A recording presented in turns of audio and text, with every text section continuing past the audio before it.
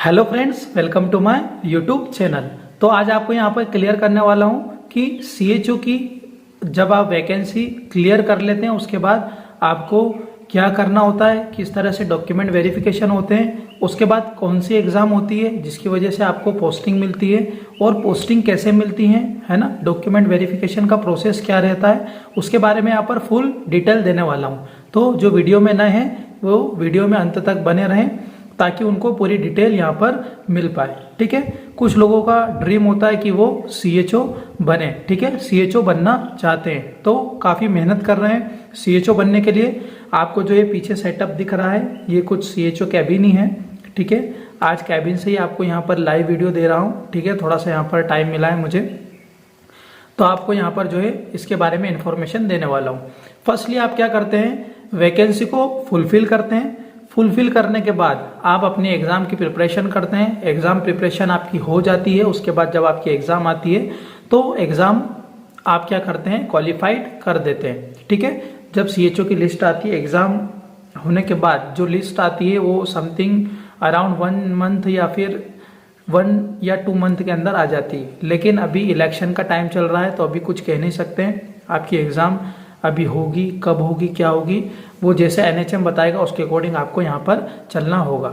ठीक है, फिर आप जब एग्जाम क्लियर कर लेते हैं, ठीक है, क्लियर करने के बाद आप क्वालिफाई हो गए, लिस्ट में नाम आ जाता है। लिस्ट में नाम आने के बाद फिर वहाँ से आपको जो है चॉइस फिलिंग दी जाती है। क्या दी जाती है, चॉइस फिलिंग दी जाती है। उस चॉइस फिलिंग के अंदर आपको क्या करना होता है, अपने जो सेंटर होते हैं उसको चूज करना होता है। ठीक है, जब आप सेंटर चूज करते हैं तो आपको जो स्टडी सेंटर, ठीक है, फॉर एग्जांपल 2 टाइप की वैकेंसी यहाँ पर निकाली गई है। फर्स्ट वैकेंसी निकाली गई है डायरेक्ट रिक्रूटमेंट, एक निकाली गई है सीसीएच रिक्रूटमेंट। ठीक है, तो जो डायरेक्ट रिक्रूटमेंट है वो एग्जाम क्वालिफाई करते हैं, पहले उनका बता देता हूँ। वो एग्जाम क्वालिफाई करते हैं, ठीक है, क्वालिफाई करने के बाद उनको जो है चॉइस फिलिंग दी जाती है। तो उनको जो चॉइस फिलिंग दी जाती है वो दी जाती है सब सेंटर की। किसकी दी जाती है, सब सेंटर की, क्योंकि उन्होंने बीएससी नर्सिंग के साथ ही सीसीएच कोर्स कंप्लीट कर लिया है। According to new rule, government ने नया रूल निकाल दिया है 21-22 से जो है सीसीएच आपको बीएससी नर्सिंग के अंदर ही इंक्लूड हो जाता है। तो आपको 6 मंथ की ट्रेनिंग नहीं करना है, तो वहाँ आपका क्या है, प्लस पॉइंट बनता है। 6 मंथ की आपको ट्रेनिंग नहीं करना पड़ती है। ठीक है, फिर आप चॉइस फिलिंग कर देते हैं, उसके बाद आपका सेंटर अलॉट हो जाता है और आपको सिंपली वे में जो है सेंटर अलॉट भी आपको कभी कभी 2 मंथ लग जाता है, कभी 1 मंथ में हो जाता है, कभी 3 मंथ लग जाता है। ठीक है, अकॉर्डिंग टू एनएचएम जो है पोस्टिंग दी जाती है। तो रिजल्ट आने के बाद सबसे बड़ी दिक्कत ये होती है कि आपसे वेट नहीं होता है कि हम कब पोस्ट पे चढ़े। ठीक है, तो आपको थोड़ा वेट करना होगा, इसमें प्रक्रिया में थोड़ा समय लगता है। ये बात हो गई डायरेक्ट रिक्रूटमेंट की। ठीक है, अब बात करने वाले हैं अपन इनडायरेक्ट, मीन्स सीसीएच से जो सीसीएच कोर्स करके और जिनको सब सेंटर मिलता है वो क्वालिफाई होने के बाद क्या करते हैं, चॉइस फिलिंग करते हैं। चॉइस फिलिंग करने के बाद उनको सेंटर अलॉट होता है, स्टडी सेंटर, जहाँ पर उनको 6 मंथ की ट्रेनिंग करना होती है। ठीक है, उस 6 मंथ की ट्रेनिंग के अंदर उनको जो है सेंटर अलॉट करने के बाद 6 मंथ की ट्रेनिंग का उनको बता दिया जाता है। वहां जाने के बाद आपका डॉक्यूमेंट वेरिफिकेशन होता है। ठीक है, वो डॉक्यूमेंट वेरिफिकेशन होना बहुत ज़रूरी है। वहाँ से आपको एक स्लिप दी जाती है स्टडी सेंटर से। ठीक है, वो स्टडी सेंटर की स्लिप आपको आगे काम आती है, वो भी मैं आपको स्टेप बाय स्टेप बताने वाला हूँ। ठीक है, आपका वेरिफिकेशन होगा, वहाँ पर सारे डॉक्यूमेंट वहाँ पर चेक किए जाएंगे। अगर वहाँ कोई फॉल्ट हुआ तो आप स्टडी सेंटर से ही बाहर हो जाओगे। ठीक है, तो स्टडी सेंटर पे आपके डॉक्यूमेंट वेरीफाई हो गए। डॉक्यूमेंट वेरीफाई होने के बाद आपको जो है क्लासेस 6 मंथ की लेना पड़ती है। उस क्लास लेने के अंदर आपको जो है गवर्नमेंट 10,000 पर मंथ वहाँ पर देती है। ठीक है, अराउंड 60,000 कुछ 6 मंथ का वहाँ पर इंसेंटिव आता है। ठीक है, तो आपको गवर्नमेंट जो है 50 से 60 हज़ार रुपये ट्रेनिंग पीरियड के अंदर भी देती है। 10,000 पर मंथ आपका स्टडी सेंटर पर भी आता है जब आप स्टडी कर रहे हैं। ठीक है, गवर्नमेंट आपको प्रोवाइड करती है। जब आपने स्टडी कर ली 6 मंथ की, वहाँ पर ट्रेनिंग होती है। जो भी आपको स्टडी सेंटर मिलता है वहाँ पर आपको प्रॉपर पूरी जो अकॉर्डिंग टू कम्युनिटी जो गाइडलाइंस होती है वो बताई जाती है। ठीक है। प्रिस्क्रिप्शन के बारे में आपको बताया जाता है, वहाँ से बुक दी जाती है, पूरा कोर्स वहाँ से कंप्लीट किया जाता है।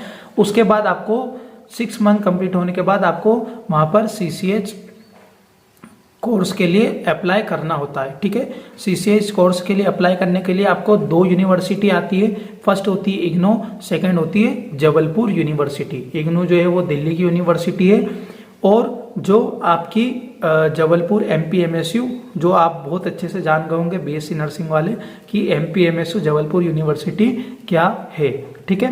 तो आपको 2 यूनिवर्सिटी दी जाती है। वहाँ पर भी आपको जो है फॉर्म फिलअप करना होता है। सेंटर आपको वहाँ पर पूछे जाते हैं कि आप किस सेंटर पर एग्ज़ाम देना चाहते हैं। कुछ सब सेंटर दिए जाते हैं एग्ज़ाम सेंटर, उसमें आपको चूज़ करना होता है, उसके अकॉर्डिंग आपको सेंटर अलॉट होता है। सेंटर अलॉट होने के बाद आप एग्ज़ाम देते हैं, ठीक है। अब जबलपुर यूनिवर्सिटी की अगर अपन बात करें, मैं यहाँ पर फैक्ट बात करने वाला हूँ, जो क्लियर फैक्ट बात यहाँ पर हम लोगों के साथ भी हुआ है, ठीक है।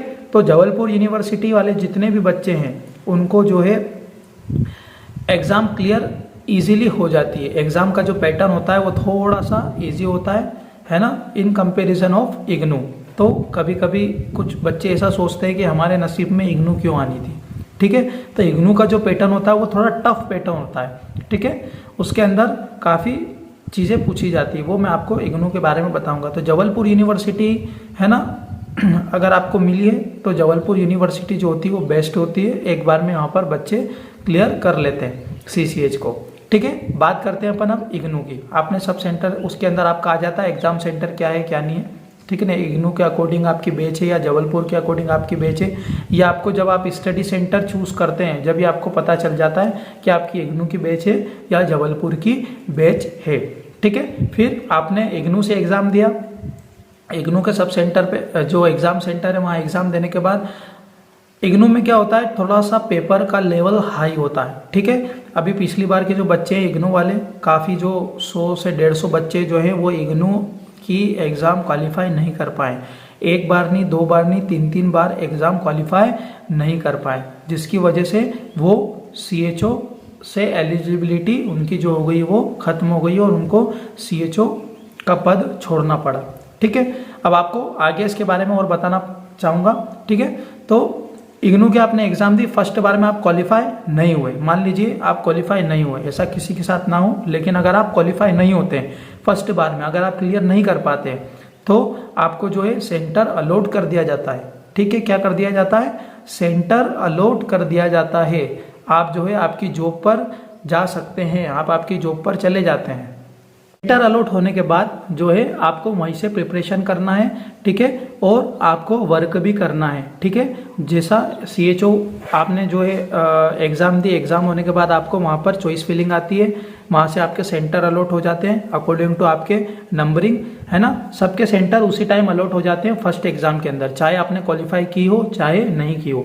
वहाँ पर आपको सेकेंड चांस का टाइम दिया जाता है, ठीक है। जब आपको सेकेंड चांस का टाइम दिया जाता है उस समय आपको जो है अपने सब सेंटर पर काम भी करना है, ठीक है, और आपको जो है वर्क पढ़ाई भी करनी है, ठीक है। अब इसमें जो होता है फर्स्ट बार क्वालिफाई नहीं कर पाते तो इसमें आपका सबसे बड़ा नुकसान क्या होता है, ठीक है, इसके बारे में आप बहुत अच्छे से यहाँ पर समझ लें, ठीक है। अब जो फर्स्ट बार में क्वालिफाई कर जाते हैं CCH के एग्जाम, उनको जो है पूरा वेतन दिया जाता है। हमारे अभी 25,000 रुपये समथिंग अराउंड थे, है ना, तो पूरा वेतन हमें मिलता था। अब 28,700 जो है हो गई है सैलरी 2800 ग्रेड पे के अकॉर्डिंग CHO के। तो अभी क्या रहने वाला है वो नई अपडेट मैं आपको बता नहीं पाऊंगा, लेकिन अगर आपने फर्स्ट बार में एग्जाम क्लियर नहीं की तो आपको जो है हाफ पेमेंट दिया जाता है जब तक आपकी सेकेंड एग्जाम क्वालिफाई नहीं हो जाए, ठीक है। मान लीजिए अगर 25 में अगर काम कर रहे हैं तो 12-13 हज़ार रुपये ही आपको मिलते हैं, ठीक है। 15,000 कुछ पेमेंट कट भी जाता है, ठीक है, 1,500 हज़ार रुपये समथिंग और कुछ आपको पेमेंट ये कट के वहाँ से मिलता है। मतलब आपको सीधे आधे से आधे पेमेंट में वहाँ पर काम करना होता है, तो ये सबसे बड़ा लॉस होता है। इसीलिए कोशिश करें कि आप फर्स्ट एग्ज़ाम अगर आप CCH से दे रहे हैं तो आपको फर्स्ट बार में ही एग्ज़ाम क्लियर हो जाए। अगर फर्स्ट बार में क्लियर नहीं हुई तो आपको बड़ी दिक्कत आ सकती है। आप पेमेंट से भी जाएंगे, दूसरा आपको टेंशन रहेगी कि मेरी जॉब सिक्योर नहीं है, तीसरा काम का आपको लोड रहेगा। तो फर्स्ट बार में ऐसी मेहनत करें कि आप एग्ज़ाम को क्रैक कर लें। एग्जाम जो स्टडी सेंटर आपको मिलता है वहाँ बिल्कुल भी आप टाइम पास ना करें, पढ़ाई पे फोकस करें। पढ़ाई पे फोकस करेंगे तो एग्जाम आसानी से निकल जाएगी, ठीक है। फिर आप काम कर रहे हैं, आपको आधी सैलरी मिल रही, फिर सेकंड चांस आपको मिलता है। सेकंड चांस में आप फिर से काम करते हैं और फिर से एग्जाम देते हैं। अगर आप एग्जाम क्वालिफाई कर लेते हैं तो आपको जो है वो सैलरी मिलना, फुल सैलरी मिलना स्टार्ट हो जाती है। आपको वहाँ पर रिजल्ट की एक कॉपी लगाना होती है। कहाँ पर लगाना होती है? आपके ब्लॉक में और आपके डिस्ट्रिक्ट में, ठीक है। और अगर आप क्वालिफाई नहीं कर पाते तो इग्नो या जबलपुर के द्वारा एक लिस्ट निकाली जाती है और आपको जो है पद स्थापना से जो है निष्कासित कर दिया जाता है। तो आप सीएचओ की पोस्ट से क्या हो जाते हैं? निष्कासित हो जाते हैं, ठीक है। उसके बाद आपको जो है दोबारा से, जैसे अभी वैकेंसी निकली एमपी सीएचओ की, वो वैकेंसी फिर से फाइट करनी है। उसके बाद फिर से ट्रेनिंग करनी है और फिर से एग्जाम देनी है और फिर से आपको जो है वहां पर क्या करना होता है? क्लैरिफिकेशन जो है क्वालिफाइड करना पड़ता है। जब आप क्वालिफाइड कर लेते हैं तो आपको सीएचओ की जॉब मिलती है, ठीक है। सब कहते हैं कि सीएचओ जो है इजी टास्क है, सीएचओ ये है, लेकिन मेरी नज़र में जो है एक सीएचओ बहुत बड़ा टास्क है। वर्क से लेके हर चीज़ में जो है सीएचओ एक बड़ा टास्क होता है। अगर आप माइंड से प्रिपेयर हैं तो ही आप सीएचओ के अंदर आए, वरना ना आए, क्योंकि सीएचओ एक कम्युनिटी एरिया में वर्क करता है। कम्युनिटी एरिया में वर्क करने में बड़ा ही जो है आपको आपका जो है पॉजिटिव एटीट्यूड रहना चाहिए, है ना। डिसिप्लिन मैनर में आप होना चाहिए, ठीक है। और आपका जो है माइंड स्टेबल होना चाहिए, ठीक है। तो ये आप यहाँ पर कम्युनिटी में काम कर सकते हैं। यहाँ पर डिफरेंट टाइप के आपको लोग मिलते हैं, ठीक है। उन डिफरेंट टाइप के लोगों के साथ आपको वर्क करना पड़ता है। पोस्ट अच्छी है, पोस्ट में कोई प्रॉब्लम नहीं है, ठीक है। आपको यहाँ पर कोई ऐसी कोई दिक्कत परेशानी नहीं आती। सब सेंटर सब दूर गवर्नमेंट ने बना दिए। अच्छी फैसिलिटी हमारी गवर्नमेंट ने, एमपी गवर्नमेंट ने हमें दे रखी है। हमें किसी भी प्रकार की कोई प्रॉब्लम नहीं है। लेकिन अगर आप मेंटली प्रिपेयर नहीं है ना, तो आप सीएचओ ना करें, क्योंकि सीएचओ कोई इजी टास्क नहीं है। सीएचओ एक बहुत बड़ा टास्क है जो कि आप जब क्वालिफाई कर लेंगे तो आपको ये थोड़ा क्लियर होने लगेगा, ठीक है। वर्कलोड भी अच्छा खासा इसमें होता है। तो आपको यहाँ पर क्लियर कर दिया है मैंने, ठीक है। जो फर्स्ट बार में क्वालिफाई कर जाते हैं बच्चे सीसीएच का एग्जाम, उनका वेरिफिकेशन सबसे पहले कहाँ होगा? डिस्ट्रिक्ट में होगा। डिस्ट्रिक्ट में करने के बाद उनको कहाँ दिया जाएगा? ब्लॉक में दिया जाएगा। वो पेपर आपको ब्लॉक में देना और उस दिन से आपको जो है ज्वाइनिंग हो जाती है, ठीक है। तो पहले डिस्ट्रिक्ट में जाएंगे, फिर आप कहाँ जाएंगे? ब्लॉक में जाएंगे। तो इसी तरह से सीएचओ के अपडेट मैं आपको यहाँ पर देता रहूँगा, न्यू अपडेट, ठीक है। तो जो सीएचओ बनना चाहते हैं, है ना, वो इस वीडियो को सही से समझ लें कि क्या करना होता है, क्या नहीं करना होता है, ठीक है। और जो चैनल के अंदर नए हैं वो चैनल को सब्सक्राइब करें, लाइक करें, कमेंट करें, शेयर करें, ताकि उनको नेक्स्ट नोटिफिकेशन मिल पाए, नेक्स्ट अपडेट यहाँ पर मिल पाए। Thank you very much.